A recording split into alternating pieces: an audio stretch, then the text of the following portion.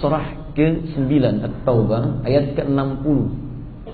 Ayat ini akan menerangkan tentang orang-orang yang berhak menerima zakat mustahik. Ada berapa golongan? 8 golongan. 8 ini ketika disebutkan oleh Allah dalam Al-Quran dibuka dengan kalimat innama. Innama sadaqatu lil fuqara. Innama itu disebut dengan adatul hasri, huruf yang membatasi hukum. Jadi kalau satu ayat dibuka dengan kalimat innama, maka hukum ayat itu hanya berlaku, informasinya diikat oleh ayat itu saja, tidak boleh keluar dari hukum ayatnya. Allah menyebutkan innamas sadaqatu.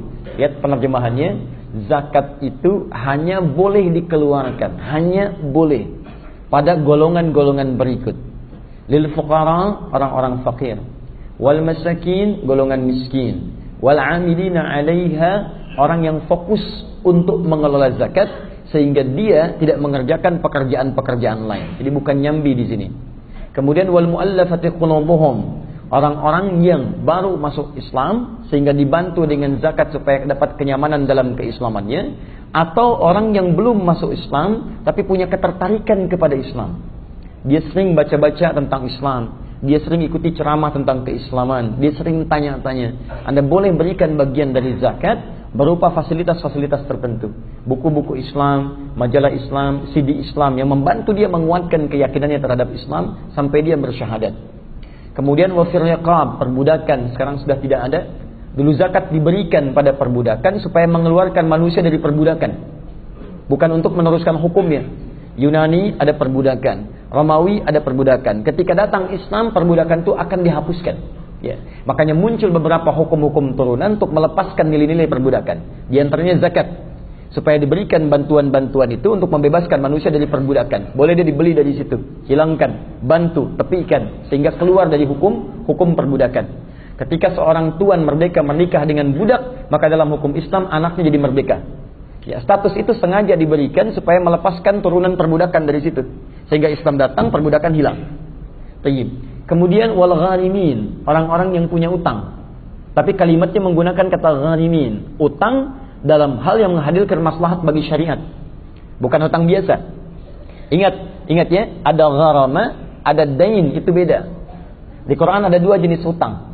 Ya, Quran surah kedua Al-Baqarah ayat 282. Itu ayat terpanjang dalam Al-Quran, ya dari sebelah kiri paling atas sampai ke bawah, satu ayat. Ayat itu dibuka dengan kalimat utang piutang. Ya ayyuhalladzina amanu idza tadayantum bidain. Dain itu utang umum secara urusan kemanusiaan. Ya, misal antum ingin misalnya beli rumah, ya, belum ada misalnya kemampuan untuk membeli langsung. Datang ke bank syariah misalnya, ada transaksi di situ. Bank beli duluan, kemudian setelah itu dihargakan kepada antum untuk dijual. Antum nyicil bayarnya ke bank setelah dibeli oleh pihak bank itu. Terjadi jual beli antara antum dengan bank. Cicilannya itu disebut dengan dain namanya, bukan disebut dengan gharimin. Di antum tidak dibenarkan datang ke masjid misalnya Sudirman, Pak, saya minta bagian dari zakat.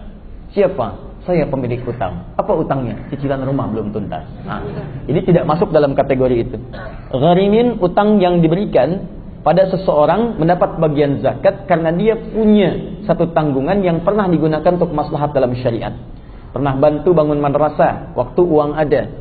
Begitu berjalan dalam proyek, tiba-tiba misalnya usaha sedang menurun, sehingga terlibatlah dalam pemenuhan-pemenuhan yang lain, ini belum selesai, bahkan ada utang di situ. Itu boleh dibantu bagian-bagian untuk menyelesaikan bagian dari utangnya. Kemudian wa fi sabilillah yang ke-7 dan yang ke-8 wa ibnis sabil. Pertanyaannya, boleh tidak kemudian zakat diberikan di luar yang 8 golongan ini? Tidak.